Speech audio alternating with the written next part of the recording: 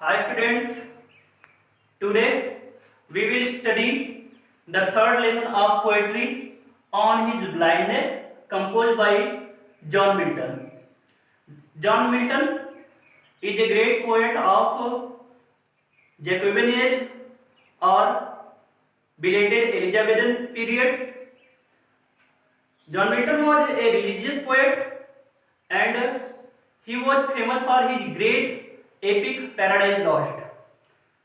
दोस्तों, John Milton अंग्रेजी साहित्य के एक बहुत ही प्रसिद्ध कवि हैं।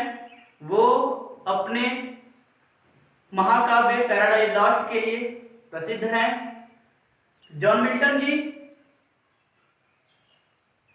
44 साल की उम्र में अंधे हो गए थे 1652 ईस्वी में। तो इस पोयम में उन्होंने अपनी ब्लाइंडनेस पे, अपनी अंधता पर कुछ टिप्पणी की है।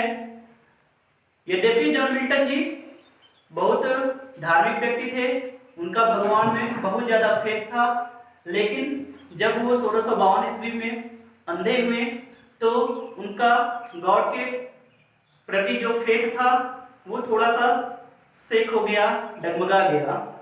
लेकिन उनका फेथ इतना मजबूत था कि धीरे धीरे उनको समझ में आ गया कि भगवान जो कुछ भी हमारे लिए करते हैं उसके पीछे कोई ना कोई उद्देश्य होता है। तो स्टूडेंट्स, आइए इस पोएम के बारे में थोड़ा सा और जान लेते हैं। पोएम का स्ट्रक्चर कैसा है। एक्चुअल में ये पोएम जो है स्टूडेंट्स दो पार्ट में डिवाइड है। फर्स्ट पार्ट में पोएट भगवान से अपने ब्लाइंडनेस पर कंप्लेन करते हैं, भगवान से कंप्लेन करते हैं, हे गॉड, मैं आपका इतना बड़ा पुजारी रहा हूँ, मैं इतना बड़ा आपका उपासक रहा हूँ, फिर भी आपने मेरी आधे उम्र से पहले मेरे आंखों की रोशनी को छीन लिया, मेरी क्या गलती थी। सेकेंड पार्ट में जैसे ही वो क्या करते हैं, कंप्लेन करते हैं, उनका इनर सोल आगे चल करके उनको रिप्लाई देता है कि भगवान से हमें कंप्लेन नहीं करना चाहिए। भगवान अगर जो कुछ भी हमारे लिए करते हैं उसके पीछे कोई ना कोई उद्देश्य छिपा होता है। तो कविता के अंत होते होते जो फेथ वो खो चुके होते हैं उसको पुनः पा लेते हैं। इस कविता का स्ट्रक्चर जो है, ये कविता एक प्रकार की सोनेट है। सोनेट आप लोगों में से बहुत लोग जानते होंगे, जिनको नहीं पता है वो सुन ले। A sonnet is a short poem of 14 lines. Sonnet क्या होती है? एक short poem of 14 lines. 14 lines यानी 14 लाइन की क्या होती है? एक कविता होती है।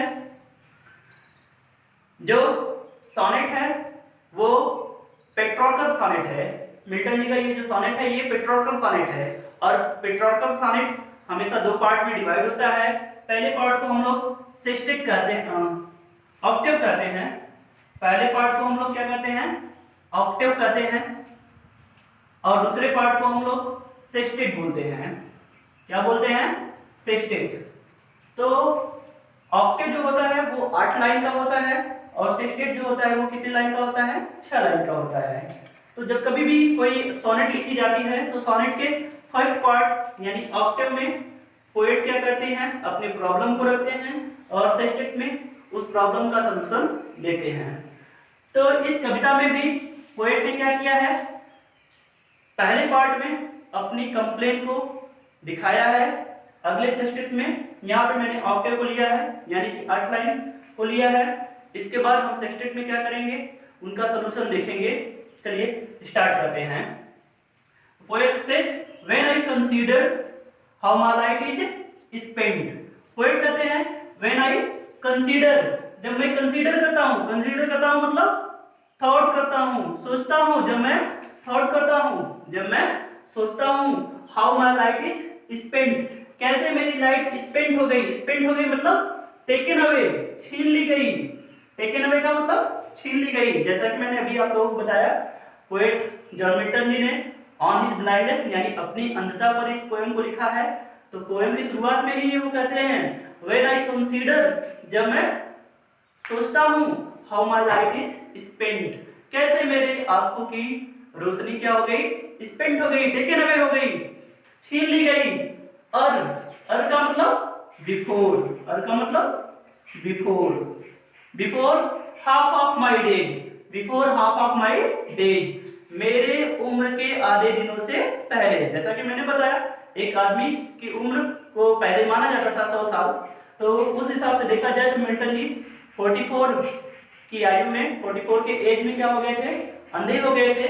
तो वो बताते हैं अर हाफ माई डेज, मेरे उम्र के आधे दिनों से पहले मेरी आंखों की रोशनी क्या हो गई, छीन ली गई, in this dark world and wide, और ये जो संसार है, ये वर्ल्ड है, वो अब मेरे लिए क्या हो गया, काफी वाइड हो गया, काफी विस्तृत हो गया, क्योंकि एक अंधे व्यक्ति के लिए ये संसार क्या हो जाता है, काफी वाइड हो जाता है, काफी विस्तृत हो जाता है। Further he said and that one talent, and that one talent, and that one talent, और कहते हैं and that one talent which is death to hide, वो कहते हैं and that one talent, और मेरे अंदर क्या है, एक टैलेंट है। वो टैलेंट क्या है, किसी पोएट की क्या टैलेंट होती है, कविताएं लिखना या फिर साहित्य को लिखना। तो वो बताते हैं मेरे अंदर जो साहित्यिक टैलेंट था, प्रतिभा थी, which is death to hide, अब मेरे अंधे होने के कारण वो क्या हो जाएगी, डेथ हो जाएगी, उसका डेथ हो जाएगी, उसकी मृत्यु हो जाएगी। और अगर मेरी प्रतिभा की मृत्यु हो जाएगी तो समझ लो मैं भी मोरली, मैं भी नैतिक रूप से क्या हो जाऊंगा, मर जाऊंगा। तो पोएट कहते हैं कि मेरे पास एक टैलेंट था जिसे छिपाना अब क्या है, मेरे लिए नैतिक मृत्यु के समान है। मैं मोरली क्या हो जाऊंगा, डेथ हो जाऊंगा, मैं मोरली मर जाऊंगा, मैं नैतिक रूप से मर जाऊंगा। अब वो कहते हैं आगे लॉर्ड विथ मी यूजलेस, और वो प्रतिभा मेरे पास लॉर्ड, लॉर्ड मतलब स्टेड, पड़ी रही, यूजलेस, यूजलेस का मतलब बेकार, व्यर्थ, मेरे पास मेरी जो साहित्यिक प्रतिभा थी यूजलेस पड़ी रही, व्यर्थ में पड़ी रही। दो मीन्स यद्यपि माई सोल मोर बेंट, यद्यपि मेरी आत्मा more bent, bent means eager, bent means eager, eager means उत्सुक, यद्यपि मेरी आत्मा बहुत ज्यादा क्या है, उत्सुक है, टू सर्व, क्या करने के लिए, सर्व करने के लिए, सर्व मीन्स सर्विस करने के लिए, सेवा करने के लिए, there with my maker, there with my maker, who is our maker, maker means God. Poet कहते हैं यद्यपि मेरी आत्मा क्या है, बहुत ज्यादा इच्छुक है, to serve there with my maker, मुझे बनाने वाले अर्थात भगवान की सेवा करने के लिए, एंड प्रेजेंट, और मैं प्रेजेंट करना चाहता हूँ, मैं प्रेजेंट करना चाहता हूँ मतलब प्रस्तुत करना चाहता हूँ, my true account, my true, true का मतलब वास्तविक, अकाउंट, अकाउंट मीन्स लेखा जोखा, मैंने अपने लाइफ में क्या क्या किया है, मैं भगवान के सामने प्रस्तुत करना चाहता हूँ। एक्चुअल में स्टूडेंट्स, क्रिश्चियनिटी में माना गया है कि प्रत्येक व्यक्ति को जब वह व्यक्ति मरता है तो उसको भगवान के सामने प्रस्तुत होना पड़ता है, और उसने अपने लाइफ में क्या क्या किया है, इन सब चीजों को भगवान के सामने प्रस्तुत करना पड़ता है। तो जो वो भगवान के सामने प्रस्तुति की जाती है उसी को पोएट ने यहाँ पे क्या नाम दिया है, ट्रू अकाउंट दिया है।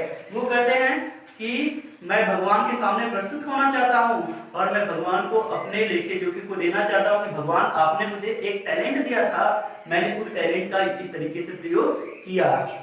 Let's the returning child, let's means कहीं ऐसा ना हो, ही मीन्स गॉड, रिटर्निंग चाइल्ड, कहीं ऐसा ना हो जब मैं रिटर्निंग यानी मेरे जब मैं वापस जाऊं, चाइल्ड, भगवान मुझे चाइल्ड न करे, चाइल्ड करने का मतलब स्कोल्ड करना, डांटना, कहीं ऐसा ना हो भगवान मुझे वापस जाने पर डांटे, मुझे फटकारे, भगवान मुझसे प्रश्न करे, क्वेश्चन करे कि मैंने आपको एक टैलेंट दिया था, साहित्यिक लिटरेरी टैलेंट दिया था, और आपने उस लिटरेरी टैलेंट का प्रयोग क्यों नहीं किया। इसीलिए मैं चाहता हूं कि मैं भगवान के सामने अपने ट्रू अकाउंट को, अपने सच्चे लेखे देखो कि क्या करूं, प्रस्तुत करूं, कहीं ऐसा ना हो भगवान मुझे वापस जाने पर डांटे। आगे फिर तभी मेरे मन में क्या आता है, यानी मिल्टन जी के मन में एक ख्याल आता है, कहते हैं duck, duck, duck means Dutch, actually duck is old form of Dutch, तो duck God exact day labour like delight. अब मिल्टन जी के मन में एक प्रश्न आता है, कहते हैं डक गॉड, क्या भगवान एग्जैक्ट डे लेबर, क्या भगवान दिन भर परिश्रम चाहते हैं, लाइट डिनाइड, जबकि उन्होंने मेरी आंखों की ज्योति को, लाइट को क्या किया है, डिनाइड कर दिया है, टेकन अवे कर लिया है, छीन लिया है। भगवान ने मेरी लाइट को, मेरी आंखों की ज्योति को, मेरी आई साइट को क्या कर लिया है, छीन लिया है। क्या उसके बाद भी भगवान मुझसे एग्जैक्ट डे लेबर यानी पूरा दिन परिश्रम करवाना चाहते हैं? आई फॉन्डली आस्क, मैंने फॉन्डली यानी फुलिशली, फॉन्डली यानी फुलिशली, मैंने बड़ी मूर्खता से पूछा, मैंने अपने मन में मूर्खता से पूछा कि क्या भगवान मुझसे दिन भर का परिश्रम चाहते हैं? तो स्टूडेंट्स, ये पहले पार्ट का क्या था एक्सप्लेनेशन, दूसरे पार्ट का एक्सप्लेनेशन बाद में देखेंगे।